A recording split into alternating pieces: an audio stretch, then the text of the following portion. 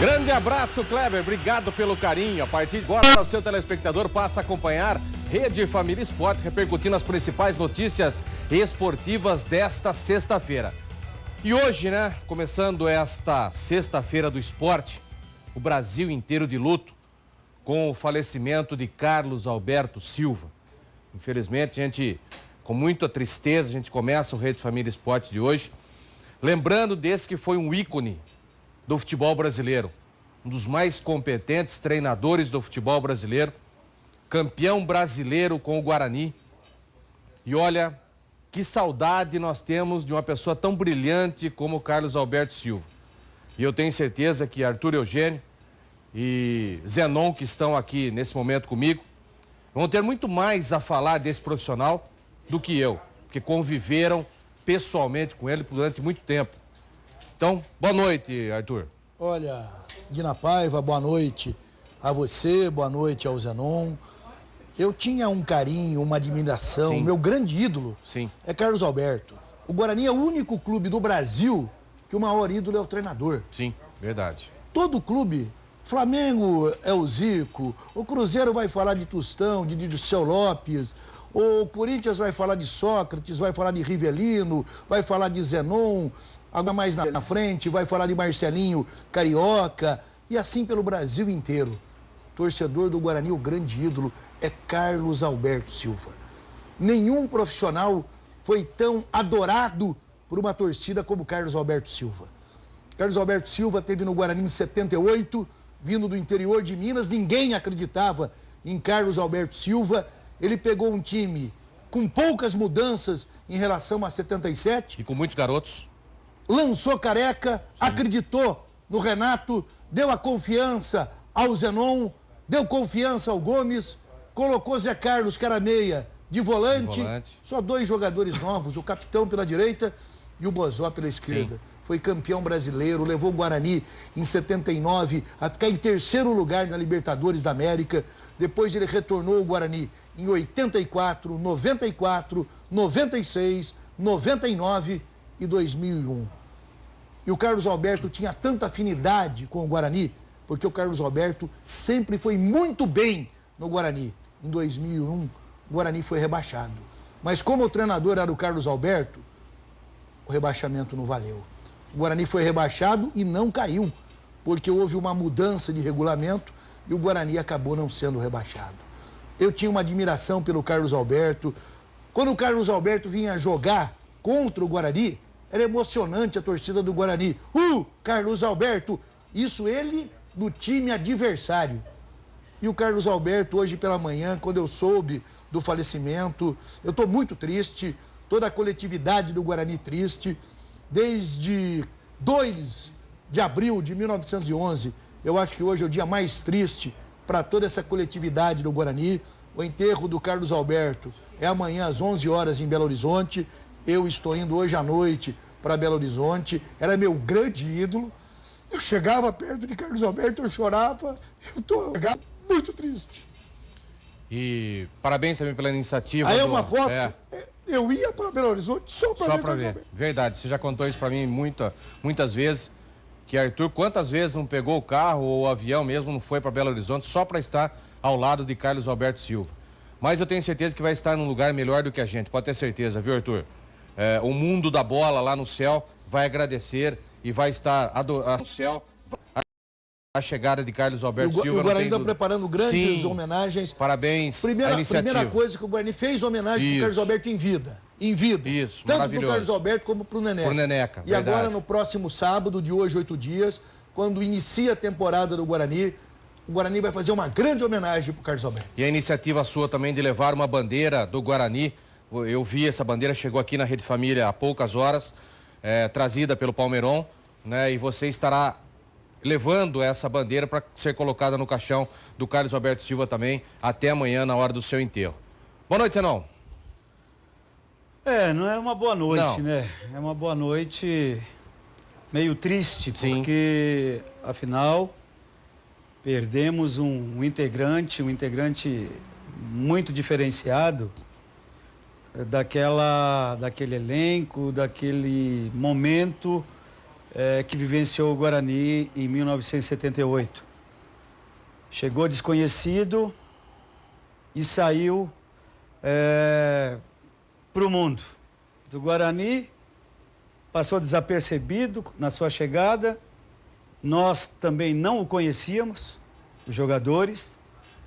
E o que aconteceu foi um trabalho maravilhoso, porque, como eu já hoje dei várias entrevistas, era uma pessoa muito amável, muito gentil, e foi através desses adjetivos que ele conquistou o grupo, e o grupo entrava dentro das 4 linhas e fazia acontecer. Fazia acontecer em virtude, lógico, dos ensinamentos que ele nos passava e daquilo que a gente queria. Então representou para todos nós jogadores um início de portas abertas praticamente em todos os clubes do futebol brasileiro e do exterior, com aquele trabalho que ele realizou juntamente com a gente aqui em Campinas. Então, hoje o Brasil realmente perde um grande profissional, como foi como técnico de futebol, e como homem, então, nada a declarar, e sim apenas enaltecer a sua índole, o seu caráter, a sua forma de tratar as pessoas, sempre com muita educação, sempre com muita transparência e honestidade, acima de tudo. Um técnico que foi campeão em vários lugares nos quais ele passou. E por isso que a gente tem que render, sim, muitas homenagens a essa pessoa que vai nos deixar falta, mas que vai ficar, com certeza, em nossos corações. É verdade. E o Zenon tem razão no que diz respeito quando ele chegou, e você, Arthur, vai se lembrar muito melhor do que eu, que tinha muitas pessoas no saguão do estádio do Guarani no dia da assinatura do contrato. Essa história foi contada pelo Carlos Alberto, para mim. Sem dúvida. E você me contou essa história, por isso que eu tô... Inclusive ele fala até os personagens. Isso. Ele chegou, o Guarani estava começando administrativamente, onde hoje é o Queijo. Isso. Fazia pouco tempo que tinha sido inaugurada aquele setor administrativo do Guarani.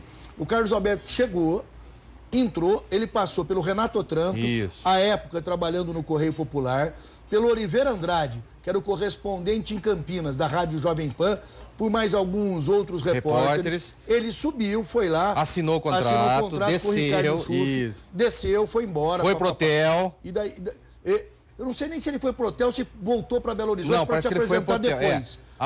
Aí todo mundo subiu questionando o presidente, mas vai vir ou não vai vir? Ele já veio, já foi embora faz tempo. E passou na frente dos repórteres. Passou por eles e ninguém reconheceu. Você vê como que ele chegou desconhecido, né? E na apresentação dele, tinha um comentarista já falecido na Rádio Cultura de Campinas, Álvaro Bosa, que criticou o Guarani, onde já se viu, o Guarani trazer um treinador desconhecido. Porque o Carlos Alberto, quando chegou ao Guarani, efetivamente ele era desconhecido. Todo mundo fala que o Carlos Alberto veio da Caldense, ele não veio. Eu imaginava que ele tivesse vindo da Caldense, até ter discutido com ele toda a carreira dele. Ele veio do ESAB. O último time do Carlos Alberto foi o ESAB de Minas Gerais. E antes ele já tinha passado por Catanduvense, Rio Preto, inclusive, Ferroviária. Foi no Rio Preto que ele chegou à semifinal do campeonato? Não. Ele não. O trabalho bom dele, que destacou um pouquinho, foi na Caldense. E ele chegou em Campinas indicado. Quem indicou o Carlos Alberto foi um empresário de futebol, a Raposa, Fauzicelli, que morreu matado há cerca de 30 anos atrás. O Fauzicelli, o Guarani estava duro, estava sem dinheiro. O Guarani não tinha, o Carlos Alberto foi contratado pelo Guarani porque o Guarani não tinha dinheiro. E o Fauzicelli indicou para Michel Bibi. O Michel acabou buscando outras informações. Ele tinha feito um trabalho em 76, brilhante na Caldense, com Ailton Lira no meio-campo, um time da Caldense que tinha Neto, que depois foi campeão brasileiro, campeão paulista no Santos, outro Buzuca, zagueiro, o centroavante era Cafuringa, e o Ailton Lira era o grande jogador desse time. O Carlos Alberto fez um trabalho bom na Caldense e as informações foram muito positivas. Como o Guarani não tinha condição de contratar um treinador de maior porte, e o Guarani vinha nos últimos tempos contratando treinadores muito caros. Sim. Paulo Emílio, Paulo Amaral, investindo em treinadores de ponta. De Ed Lameiro, tudo treinador que o Guarani competia com um time grande. E o Guarani não tinha dinheiro e contratou o Carlos Alberto com uma proposta de fazer um time sem dinheiro. Claro. E foi feito um time sem dinheiro. Tanto é que foi dado para ele apenas 3 jogadores, né? Foi a contratação de 3 jogadores só para ele montar o time de 78. O time titular de 78 só tinha 2 novidades, que foi o ponta-direita Capitão e o ponta-esquerda Macedo e depois Bozó. O Careca veio da base, o Renato, ninguém Mas que teve um zagueiro também que chegou vindo do interior. Não, os 2 zagueiros de 78 já estavam aí. O Edson, que era titular, e o Gomes, que era o reserva do reserva do reserva. Ninguém acreditava no Gomes. E o Guarani trouxe para a posição um veteraníssimo, o Silveira, que veio do Fluminense no Rio de Janeiro. Silveira que veio do Fluminense, esse mesmo. Só que o Silveira não jogou. Não jogou. Quem jogou foi o Gomes. Verdade. O Miranda, que foi o melhor lateral esquerdo do Campeonato Brasileiro de 78, superando a Júnior, o Miranda estava jogando de ponta direita. O Carlos Alberto percebeu no Miranda a qualidade dele ser um ala. Um lateral. E pôs o Miranda de lateral esquerdo. O Zé Carlos, que veio em 77 e não estava sendo aproveitado como deveria. O Zé Carlos foi banco do Guarani em 77 com o Milton Buzeto de treinador. O Carlos Alberto conversou com o Zé Carlos, queria ir embora. O Zé Carlos não queria ficar no Guarani. Conversou e colocou o Zé Carlos. Chegou no Zenon, deu a liderança e a liberdade do Zenon, ser o grande jogador do time do Guarani. E assim ele montou o campeão brasileiro de 78. Neneca, Mauro Gomes, Edson e Miranda, Zé Carlos, Zenon e Renato, capitão, Careca e Bozó. O Carlos Alberto sendo o treinador e outra pessoa que também tem que ser homenageada, tá forte, tá vivo, é o professor Hélio Mafia, que era o preparador físico desse time. E o Ricardo Schuff, que deixou o Carlos Alberto Silva trabalhar. Que bom, que bom. São histórias aí interessantes. Eu me lembro, quando você me contou pela primeira vez essa situação do Carlos Alberto, eu gravei uma das poucas coisas que eu gravei daquela, porque me chamou muita atenção o jeito que ele chegou, ninguém viu, passou, subiu, assim, foi embora, e aí subiram lá, falaram, mas cadê o tal do Carlos Alberto Silva? Já foi embora, já veio, já assinou, já foi embora, vocês não viram ele descendo? E o Carlos Alberto, ele conta detalhes do título de 78, porque o Leonel Martins de Oliveira, que era o presidente do conselho, ele queria vender o jogo de Campinas da final para São Paulo. Os 2 jogos seriam em São Paulo. E quem peitou e não deixou foi o Carlos Alberto. Que o Guarani estava quase fazendo isso, como fez agora, recentemente. E a desgraça do Guarani começou quando o Guarani vendeu a sua soberania na final do Campeonato Paulista de 2012 para o Santos. Isso. Os 2 jogos em São Paulo, que não tinha cabimento nenhum. O jogo tinha que ter sido em Campinas. O Carlos Alberto explica isso, explica também na virada para 79, que ele queria montar um timaço para o Guarani ser campeão da Libertadores e também teve alguns problemas. Ele tinha na mão para contratar para 79. Dito pelo Carlos Alberto recentemente, almoçando comigo na Cantina Brunelli no Cambuí. Ele pediu 3 reforços. Ele chegou para o Ricardo Schuff e falou, Ricardo, me dá 3 jogadores que eu vou ser bicampeão brasileiro, campeão paulista e campeão da Libertadores. Quem você quer? Eu quero Paulo César, ponta direita do Botafogo de Ribeirão Preto. Baltazar, centroavante do Atlético Goianiense. E Éder, ponta esquerda do Grêmio, na época estava no Grêmio, e que o Grêmio me dê esses 3 jogadores. E por que não foi buscar? Daí o Ricardo Schuff, que não estava num bom momento, falou, ó, eu estou me afastando do Guarani, quem vai resolver é o Leonel Martins, e o Leonel não aceitou isso, porque o Careca estava recuperando de uma lesão. E em vez de contratar o Baltazar, contrataram o Milton. Vou pedir pro Cezinha. Cezinha, por gentileza, dá um close aqui nas camisetas e também nessa bola. Essa belíssima bola da Euro Esportes. Aliás, a Euro está fazendo composições, bolas novas, né?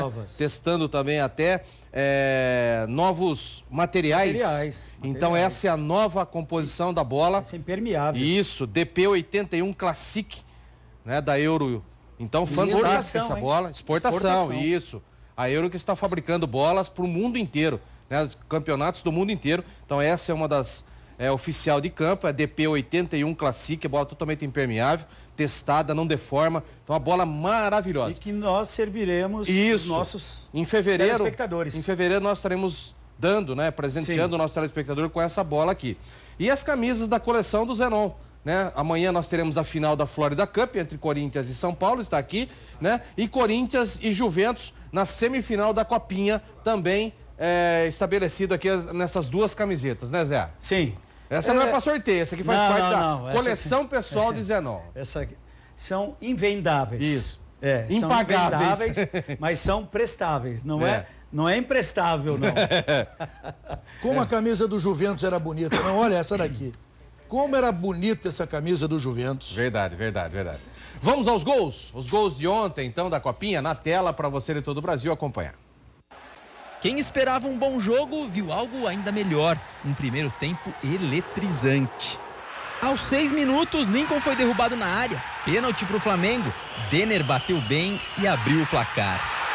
Mas não deu nem tempo de comemorar direito. 1 minuto depois do gol, Pedrinho fez bela jogada e chutou rasteiro para deixar tudo igual.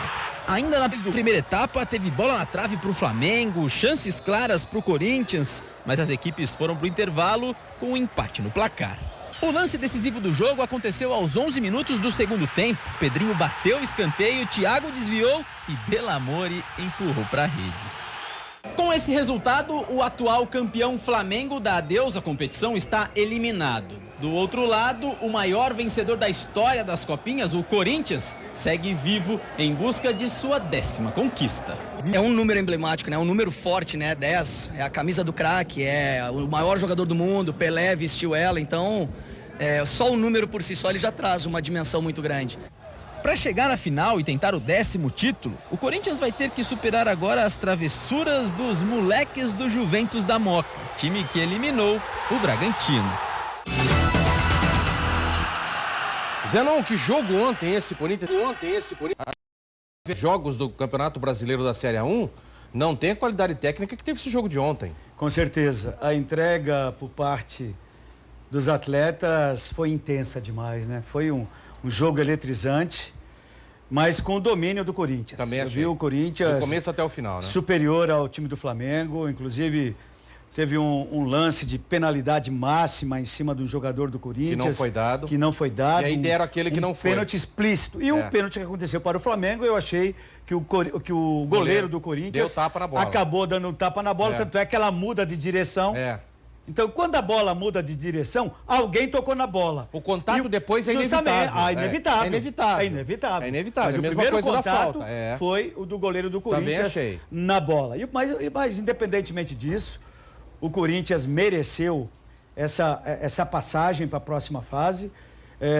Eu diria de uma forma muito consistente e de uma forma muito convincente. Embora o Flamengo tenha um bom time, mas o time do Corinthians foi melhor e, por isso, mereceu a vitória. Arthur, não desmerecendo as outras 3 equipes que chegaram também na semifinal, mas acho que o elenco do Corinthians e o que vem jogando é infinitamente superior às outras 3 equipes, né? Não tenha dúvida que essa é a Copa São Paulo mais diferente de todas. Sim. Nós estamos na edição 48, dos 4 times, para você de todo o Brasil ter uma ideia, o Corinthians, inquestionável, uma das principais equipes do Brasil, a equipe de maior torcida do Brasil, inquestionável. Mas os outros 3 times que estão nas semifinais, o Juventus, que joga contra o Corinthians, em São Paulo está na A2. Faz muito tempo que o São Paulo não disputa a primeira divisão do futebol estadual. O Batatais está na A2 e é um time que vira e mexe, está na 3. Está mais na terceira divisão do que na segunda. E o Paulista de Jundiaí está na 3ª. Então foi uma Copa São Paulo de resultados surpreendentes, uma zebra total. Também achei. E uma coisa positiva que eu venho falando faz 2 anos. Bastou o Marco Polo sair, que o trabalho do futebol no interior paulista ia começar a ressurgir. E está ressurgindo, com Batatais, com o Paulista de Jundiaí, o Juventus, embora seja capital, não dá para falar que o Juventus é do interior, mas é um time com estrutura de time do interior. Então, uma Copa São Paulo e gostosa, hein? Gostosa. Jogos de altíssimo nível técnico. Nível. Ontem o jogo do Corinthians foi um jogaço. Chapecoense e Paulista de Jundiaí também foi outro jogaço. Jogos interessantíssimos nessa Copa São Paulo. Falando de jogos interessantíssimos, meu caro Guina, Djokovic caiu. E eu tinha certeza que ele ia cair. Olha... Tinha certeza. Ele não começou bem esse... No primeiro jogo dele, eu percebi que ele já tinha dado uma vacilada. Deu uma rateada. Eu falei, não aguenta o segundo. E eu vi o Nadal forte, hein? Então, vi tá ressurgindo o Toru Miura, hein? Vi um Nadal muito consistente, agressivo, querendo. Olha, ele vai ser briga boa com água de salsicha. Eu também acho. Outro que também caiu fora foi o nosso Bruno Soares, né? Que caiu com o irmão do nosso água de salsicha.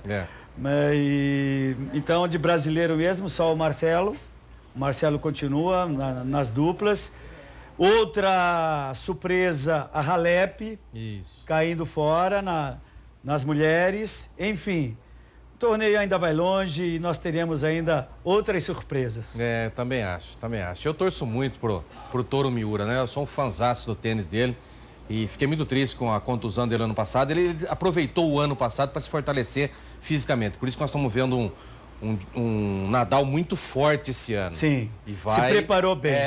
Se preparou muito bem para esse primeiro Grand Slam de tênis do ano, que está sendo realizado em Melbourne, na Austrália. Né? E eu vejo também Raonic, o canadense. Isso, Milos Raonic. Milos Raonic, muito bem. E a sua parceira... uma das mais lindas, né, do torneio, a Bolshá, acabou caindo fora. Caindo também, perdeu para uma americana também, batendo muito. Então nós teremos surpresas aí agradáveis, inclusive, né, tanto na parte dos homens como na parte das mulheres. Tomara. Vamos aos confrontos então da semifinal da Copinha, na tela para nós sabermos quando vai ser. Será então no próximo domingo, às 11 da manhã, Batatais e Paulista. Então esse primeiro jogo. Jogo aberto, hein? Isso. Jogo aberto. Não dá pra falar. Não dá pra falar. Esse jogo será aqui em Jundiaí, né? E Corinthians... É o único fator que pode ajudar o Paulista. Justamente. Também acho que pesa. Até o estádio lotadérrimo. É um estádio grande e lotado. Isso.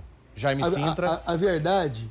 Quando se faz um futebol bem feito em Jundiaí, o que já judiaram desse paulista, não? O que já judiaram desse paulista? O paulista tá na 3. Jundiaí, quando o paulista tá bacana, lota aquilo lá. É gostoso. É gostoso ir ver jogo do Paulista. Uma delícia. É verdade. E depois, às 19h45 da noite, no mesmo domingo, Corinthians e Juventus jogando em Barueri. Eu vejo um favoritismo para o Corinthians, isso é inegável.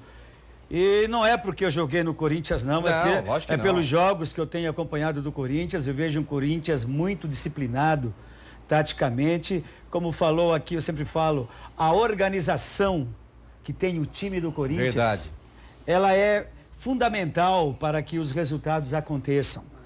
O Juventus tem um bom time? Tem. Mas não tem a versatilidade e a qualidade que tem o time do Corinthians. Eu até comentava aqui na hora que passando a matéria que Osmar Loss, quando chegou pro Corinthians, revolucionou as categorias de base do Corinthians, hein? Como vem ultimamente chegando nos principais campeonatos do Brasil e revelando bons jogadores, né, Arthur? O Osmar Loss tem uma característica de trabalhar muito bem na base. Como sabe trabalhar com garotos, muito bem na base. O que eu achei curioso foi que o Osmar Loss, em momento algum foi falado que ele poderia assumir o time principal do Corinthians. Embora eu veja potencial nele... Mas ele vai trabalhar agora, já foi resgatado, Ele vai ser vai ser auxiliar técnico, isso. Embora eu não sei se ele quer isso, porque às vezes que ele teve... Mas ele vai acumular cargos, ele vai cuidar da base, mas também sendo auxiliar do profissional. Ele teve uma experiência no Juventude, no time de cima, e não foi bem. Teve uma experiência no Bragantino e não foi bem. Mas no Bragantino achei que faltou tempo para ele também, né? O Bragantino é confuso. Porque deram alguma coisa para ele lá. No é difícil trabalhar lá também, né? Tá confuso trabalhar no Bragantino. Também acho. Mas tem feito o trabalho na base. O melhor trabalho na base, quem faz é os Osmar Loss. É verdade. E outra, eu acho que a presença do Osmar Loss no departamento profissional do Corinthians, justamente para fazer aquilo que não tinha ultimamente. A integração. Essa interação, essa chegada do menino da base pro time titular. Então o Osmar vai fazer isso.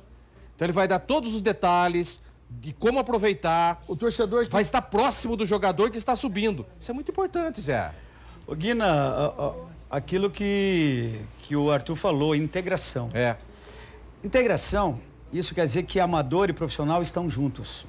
Isso aconteceu em 1976, 77, 78, 79, aqui no Guarani de Campinas. A Ponte também fazia isso. Então os jogadores praticamente se acostumavam também, né, no convívio dos profissionais. Claro. Isso chama trabalho integrado. Né? Então isso já se fazia lá na década de 70, esse tipo de trabalho. E deu certo. Depois deixaram para lá, acharam que os moleques tinham que ficar num lado, os profissionais do outro lado. Gente, se deu certo em 1970, na década de 70, imagine agora, com as condições, com essa modernidade que nós temos hoje dentro do futebol, as condições, elas são melhores. Então, a possibilidade de acerto são maiores. Então, por isso que o Corinthians, assim como o Santos, eu acho que são os dois clubes aí que fazem esse tipo de trabalho e que tem dado resultado. E pela primeira vez eu vejo o São Paulo também fazendo um trabalho com o Rogério Ceni. Ontem, no jogo contra o River Plate, nós vimos aí 7 jogadores da base jogando no time de cima no segundo tempo. Nós vamos falar daqui a pouquinho. Porque ontem eu me surpreendi com o jogador. Vou falar surpresa que eu assisti o jogo ontem. Fiquei torcendo pro Rogério Ceni perder. Claro. Mas eu assisti o jogo. Merecia perder, né? Mas porque no último minuto da partida... Tomou a bola na trave. Tomou uma na trave lá. Rapaz do céu, hein? Olha, verdade. Tá tremendo até agora. Eu não vi nenhuma novidade. Bom, depois a gente conversa. E o campinho nesse tamanho, pensei que era... Mas eles treinam sempre num quarto do campo. Eu pensei que aquilo lá... estava bom demais. Pensei que aquilo era futebol de Eu achei que eles começaram a jogar peteca. Mas uma hora lá na partida. Nós vamos comentar bastante. O técnico da seleção brasileira, Tite, convocou os jogadores que vestirão a amarelinha no jogo da amizade contra a Colômbia no próximo dia 25, quarta-feira, às 21h45, no estádio Newton Santos, o famoso Engenhão, no Rio de Janeiro. Toda a renda do amistoso será revertida aos familiares das vítimas da tragédia com o voo da Chapecoense. Vamos conferir. Bom dia, é um prazer falar com vocês. Nós contactamos todos os preparadores físicos das 3 equipes, dos atletas selecionados. Nós avaliamos, Edu, exatamente 48 atletas, perguntamos sobre as condições desses atletas e chegamos à nossa interpretação daqueles atletas que, porventura, tenham condições de atuar no mínimo 45 minutos e que não corram risco de qualquer tipo de lesão, que o risco seja mínimo. Essa foi a nossa grande preocupação e eu passei isso a todos os preparadores físicos, que nós não queríamos correr o risco de ter um atleta lesionado no começo do ano. Nós queríamos entregar os atletas, nós queremos entregar esses atletas da mesma forma como nós recebemos. Por isso, esse cuidado tão grande nosso de individualmente saber como está cada atleta. E chegamos às nossas conclusões perante as informações que eles nos deram. Bom dia. Vamos às conclusões e vamos à convocação. A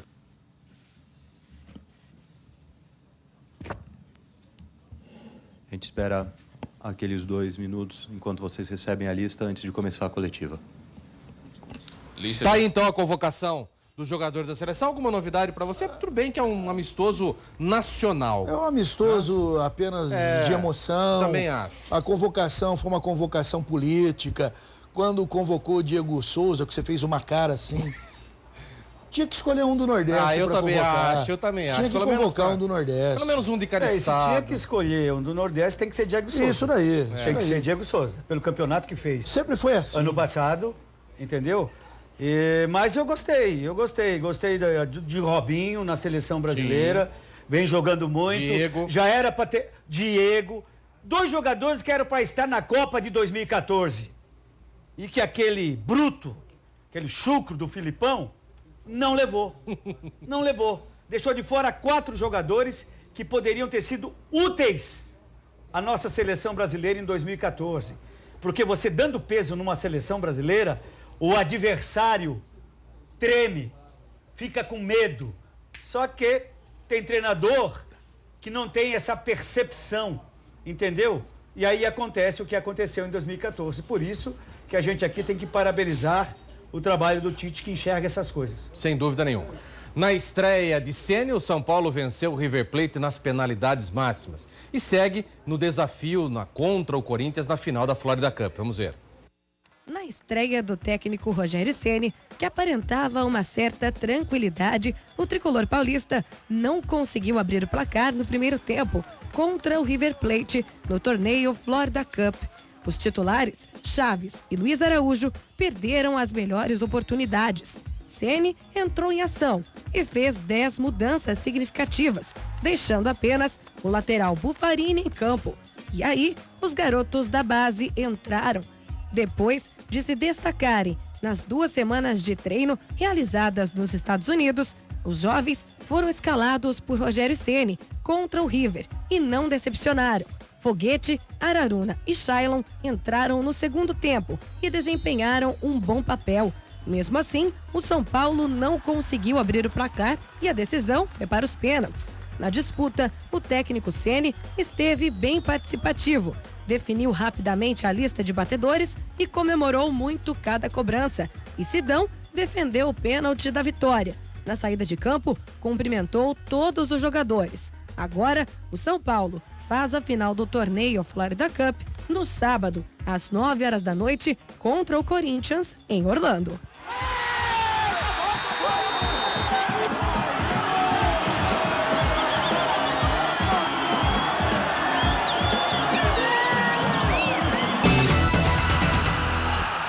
Vamos lá, Arthur, nesse jogo de ontem. Olha, você sabe que para mim a grande surpresa, quem jogou não sei se o campo reduzido, Lugano jogou bem ontem. Jogou? Lugano ontem, para mim foi o melhor jogador em campo, foi Lugano ontem. Tranquilo, com velocidade. Tempo, né? Isso. Ele foi bem demais. Bom, Mas jogou contra quem, Zé? Não desmerecendo? Também, não desmerecendo, lógico, essa passagem do São Paulo para a próxima fase. Mas o São Paulo tinha que ganhar durante os 90 minutos. Você gostou do Lugano também? Não vi Lugano. Não vi Lugano, sinceramente. Eu vi Rodrigo Caio jogando muito bem. Rodrigo Caio sendo um jogador muito inteligente. Cuevas jogando muito bem. Cuevas. Enfim, o time do São Paulo do primeiro tempo era o time titular, que não soube tirar proveito da falta de maturidade do time do River Plate.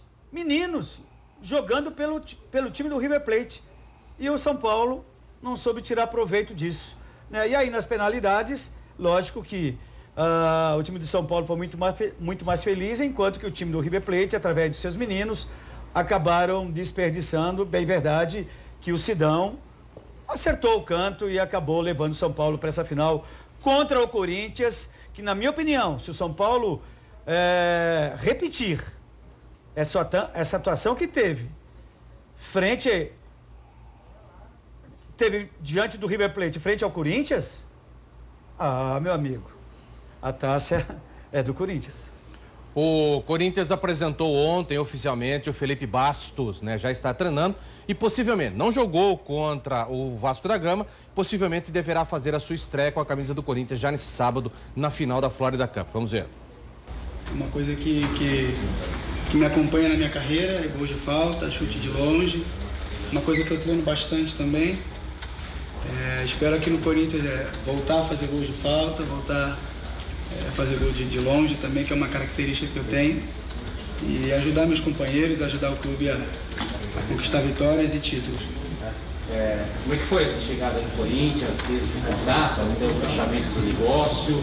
E é uma troca radical, né? Você saiu do mundo árabe para voltar para o Brasil, passando pelos Estados Unidos, que é tudo totalmente ao contrário, tudo diferente, né? O início meio complicado, tive o contato primeiramente, teve interesse, fiquei muito feliz pelo interesse, mas os árabes complicaram um pouquinho a minha vinda, mas graças a Deus e aos meus empresários e ao Corinthians, o querer deles também, a gente conseguiu que as coisas acontecessem de maneira que fosse proveitosa para todos. E eu fiquei muito feliz pelo interesse, pela procura deles também pelo meu trabalho. Eu estou muito feliz de estar aqui, é um sonho realizado. Eu conversava sempre com os meus amigos, com a minha família, que era um sonho jogar no Corinthians. E esse sonho está se realizando. Espero que eu possa, dentro de campo, retribuir todo esse carinho que eu venho recebendo aqui. E é lógico, agradecer meus companheiros que já me receberam muito bem, já me sinto em casa. E espero, dentro de campo, ajudar eles. É lógico, a gente não pode esquecer as coisas que aconteceram no ano passado. Mas como você falou, é ano novo, vida nova. É uma oportunidade para a gente reescrever a nossa história dentro do Corinthians. E nada melhor que começando com a Florida Cup, já conquistando vitórias, como foi ontem.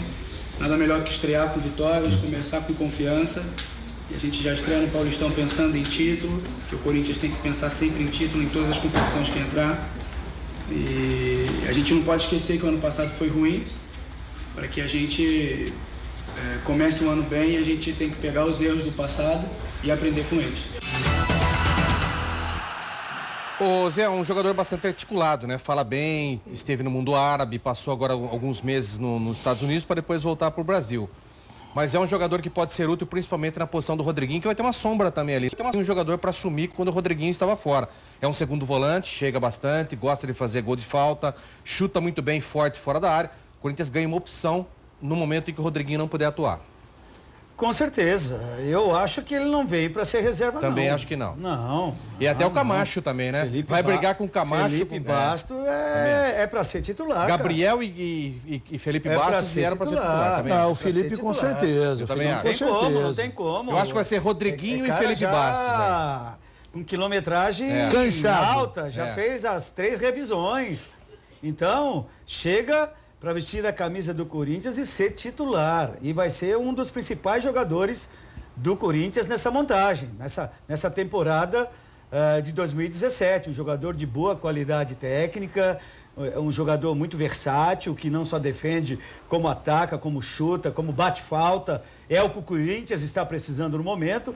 Então, com certeza, o Corinthians acertou na mosca essa contratação de Felipe Bastos. O Arthur também tem esse mesmo pensamento. Quando foi anunciado, você já tinha falado disso. Eu acho que o Corinthians acertou no Felipe Bastos. E eu acho que dos Filipes, embora o diretor do Corinthians, Flávio Adalto, tenha errado... Tenha se enganado, né? O Corinthians vai fazer melhor com o Felipe Bastos do que o Palmeiras com o Felipe Melo. Falando ainda em reforços, apresentações, em 2017, o Grêmio apresentou o atacante Jael, o Cruel. Vamos ver. Contente, feliz, preparado para esse desafio que espero que Deus nos abençoe nessa temporada que tem muitas competições pela frente.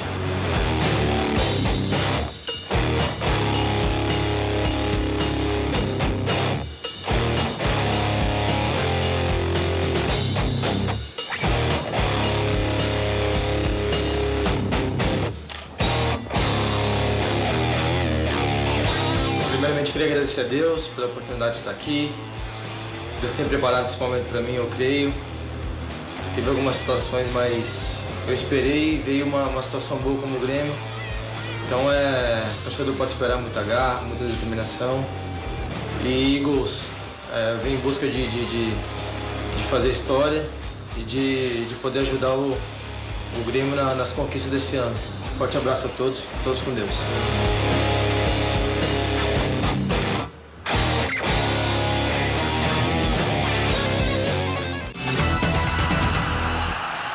Já não, tá aí o Grêmio fazendo algumas contratações pontuais.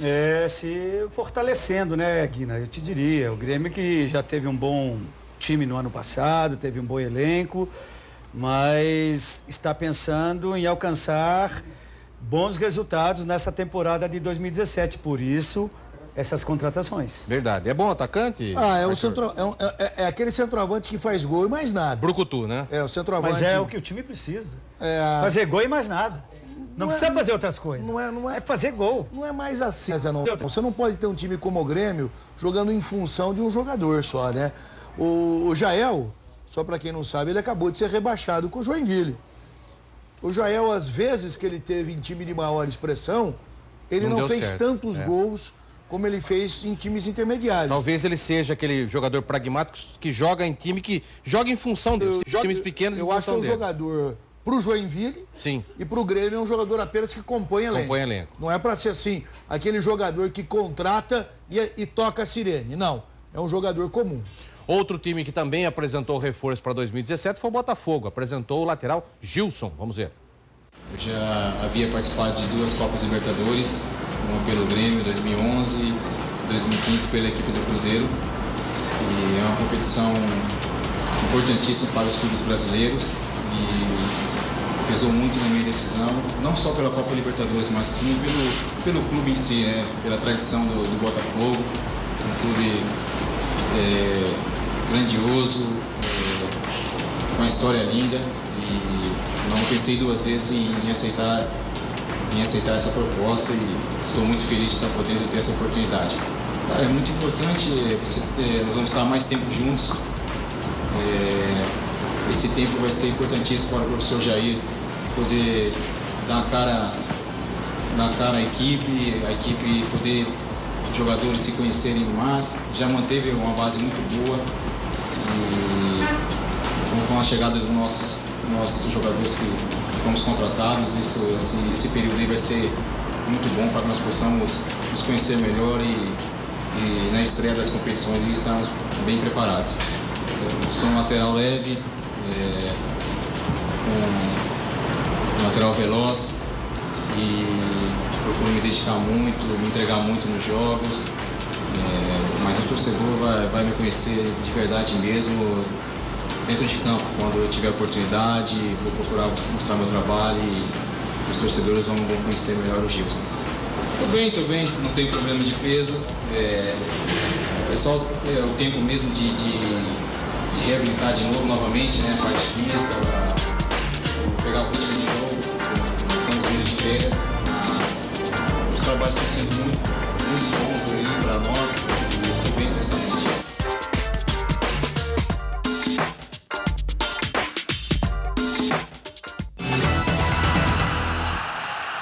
Diferentemente do Jael, né, Arthur? Um pouco mais rodado o Gilson já. Olha, né? eu conheço o Gilson desde que o Gilson jogava no interior do Mato Grosso do Sul. Ele surgiu bem no Mato Grosso, depois teve em algumas equipes de menor expressão, teve bem no Cruzeiro, teve bem na Ponte Preta, fez um bom campeonato agora pelo América Mineiro. O que me preocupa um pouco no Gilson é que ele não dá sequência. É, verdade. Ele não tem, assim, uma sequência de bom aproveitamento.